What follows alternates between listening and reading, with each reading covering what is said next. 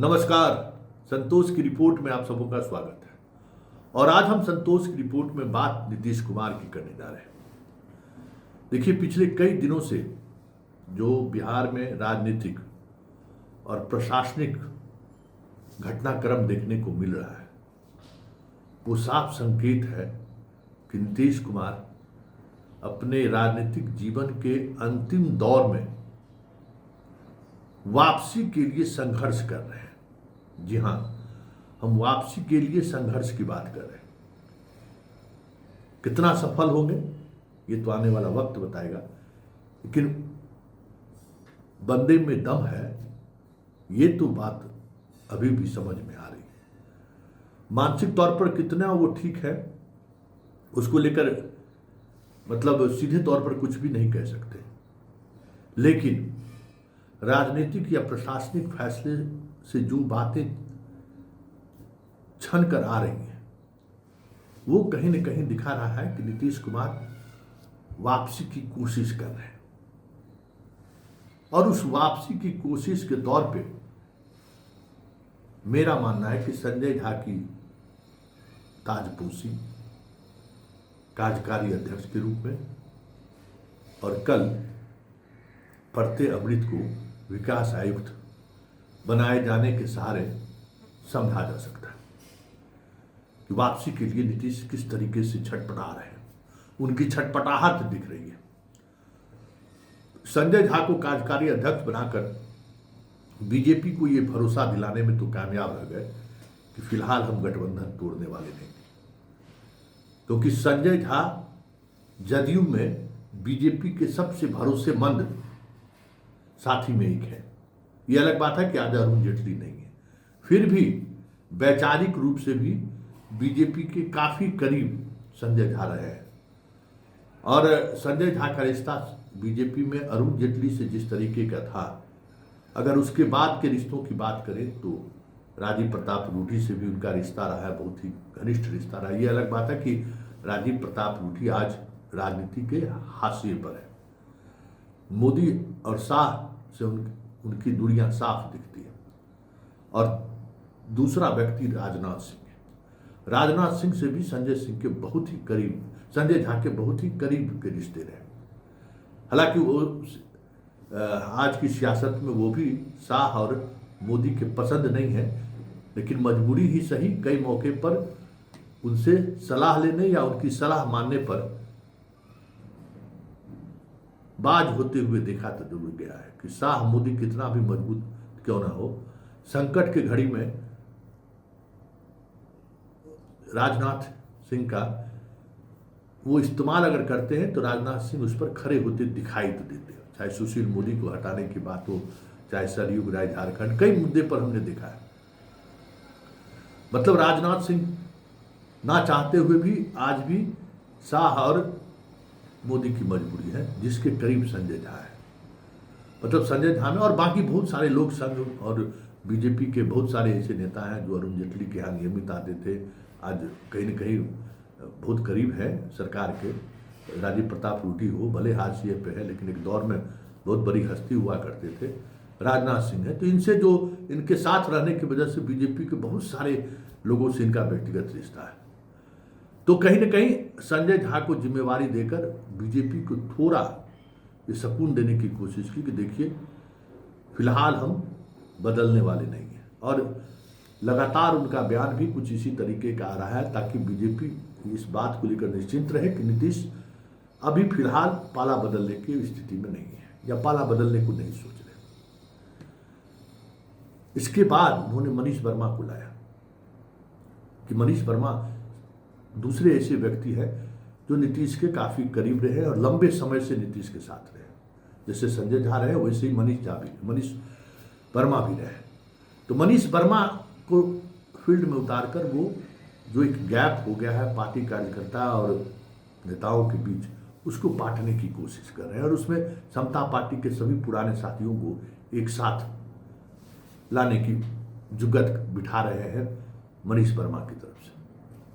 लेकिन प्रशासनिक महकमे में वो फिट नहीं, मतलब वो समीकरण बिठाने में पूरी तरह से फिट नहीं हो पा रहे हैं। दीपक से क्या रिश्ता है पता नहीं, दीपक बाबू ही जाने और नीतीश बाबू ही जाने, कि इतनी बदनामी के बावजूद भी अभी भी नीतीश बाबू के साथ दीपक बाबू ही बने हुए हैं।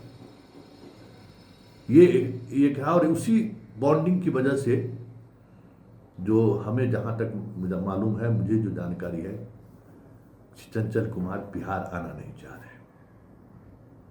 और पॉलिटिक्स भी है, क्योंकि बिहार आएंगे तो चीफ सेक्रेटरी वही बनेंगे, और वो बिहार आएंगे तो दीपक एंड कंपनी जितने हैं सारे के सारे धाराशाही हो जाएंगे, क्योंकि चंचल कुमार के काम करने की शैली अलग नहीं है। चंचल कुमार के रहते हुए एडमिनिस्ट्रेटिव तौर पर जितनी व्यवस्थाएं चल रही थी, कभी कहीं किसी भी तौर पे कोई छोटा सा रास्ता भी नहीं निकाल पाते, आलोचना की कि कोई गुंजाइश नहीं होती थी उनके ट्रांसफर पोस्टिंग में। फिर गवर्नेंस को लेकर आज जो गवर्नेंस की स्थिति है, लॉ एंड ऑर्डर की जो स्थिति है, ट्रांसफर पोस्टिंग में जिस तरीके की खेल होने की चर्चा होती है, चंचल कुमार के रहते हुए कभी भी इस तरीके की चर्चा नहीं। और चंचल कुमार के रहते हुए कभी ऐसा भी नहीं हुआ कि चीफ सेक्रेटरी और चंचल कुमार के बीच कुछ ऐसा रिश्ता सार्वजनिक हो गया होगा जिस वजह से लग रहा होगा कि चंचल कुमार डोमिनेट तो नहीं कर रहे। उन्होंने उसका भी ख्याल रखा। वो सारी चीजें अभी प्रशासनिक महकमे में टूटती हुई दिख रही है। इनके रहते हुए संजीव हंस पर जो कार्रवाई हुई है और जिस तरीके से कार्रवाई हो रही है, पूरी ब्यूरोक्रेसी डरी हुई है। और उस वजह से जो लॉयल्टी का एक केंद्र हुआ करता था नीतीश, चाहे वो प्रधान सचिव हो, चीफ सेक्रेटरी हो, डीजीपी हो, एसपी हो, डीएम हो, एसडीओ हो, बीडीओ हो, सीओ हो, थानेदार हो, हर किसी की लॉयल्टी नीतीश के साथ, हर किसी के नीतीश को लेकर वफादारी। अब संजीव हंस के पर जो कार्रवाई हुई है उसके बाद वो चीजें टूटती हुई दिख रही है। अधिकारी अब बीजेपी के नेताओं का भी फोन उसे ही इंटरटेन करने लगे हैं। अब वो डर गए कि ये हो क्या रहा है, और इस स्थिति के लिए कहीं न कहीं ये जो कंपनी है वो कंपनी जिम्मेवार है। आपसी खींचतान की वजह से ये सारी चीजें हुई हैं। ये अलग बात है कि चीफ सेक्रेटरी बनाने को लेकर जो दौर चल रहा था, जिसमें मीना जी को केंद्र से लाया गया, वो तत्काल जो एक लाला लॉबी का जो आरोप लग रहा था, उस आरोप को रोकने के लिए ये कोशिश हो रही थी कि चैतन्य प्रसाद हो चाहे प्रत्यय अमृत हो, कैसे इस लॉबी को कुछ दिनों के लिए रोका जाए। डीजीपी बनाना था लाला, ऐसा भी लोग कहते हैं कि दोनों पद पर लाला की सेटिंग करना मुश्किल हो रहा था, तो इस खेल में दीपक कुमार भी शामिल हुए और मीना को ले आए। लेकिन मीना के आने के तुरंत बाद ये बात दिखने लगी कि प्रत्यय अमृत इस फैसले को लेकर नाराज है, और नाराजगी यही कि कितने दिनों तक ये छुट्टी पर रहे। खुलकर नाराजगी अपने लोगों के बीच वो व्यक्त करने लगे। तो नंबर 2 बनाने की वजह भी यही माना जा रहा है कि भाई आपको विकास आयुक्त बना दिया गया है, आप नंबर 2 पर आ गए हैं। और कई लोगों को नजरअंदाज करके, चैतन्य प्रसाद हो, के पाठक हो, इन लोगों को सरपास करते हुए इनको नंबर 2 बना दिया गया, ताकि जो ब्यूरोक्रेसी में जो थोड़ी बहुत चीजें दिखने को मिल रही है वो थोड़ा कंट्रोल हो जाए। लेकिन प्रत्यय अमृत की लॉयल्टी हमेशा मेरी नज़र में संदेह के घेरे में रहा है। मुझे याद है 2020 के विधानसभा चुनाव के परिणाम आने से पहले, परिणाम आ ही रहा था, सबसे पहले किसी अधिकारियों की लॉयल्टी बदली तो कुछ ऐसे अधिकारी थे जो गुलदस्ता लेकर लालू जी के यहाँ पहुँच गए थे। या फिर अभी जो लालू के तेजस्वी की सरकार हुई और तेजस्वी जो मंत्रालय में जो रिश्ता रहा वो सर्वविदित है। चर्चा जो 100 करोड़ की डील की है, भाई यही तो हुआ। कौन लोग थे? यही लोग तो थे जिन लोगों ने वो डील करवाई। खैर वो सवाल नहीं है। सवाल है कि नीतीश अपने अस्तित्व की लड़ाई, राजनीतिक अस्तित्व के उम्र के अंतिम पड़ाव में वो लड़ाई लड़ते हुए दिख रहे हैं।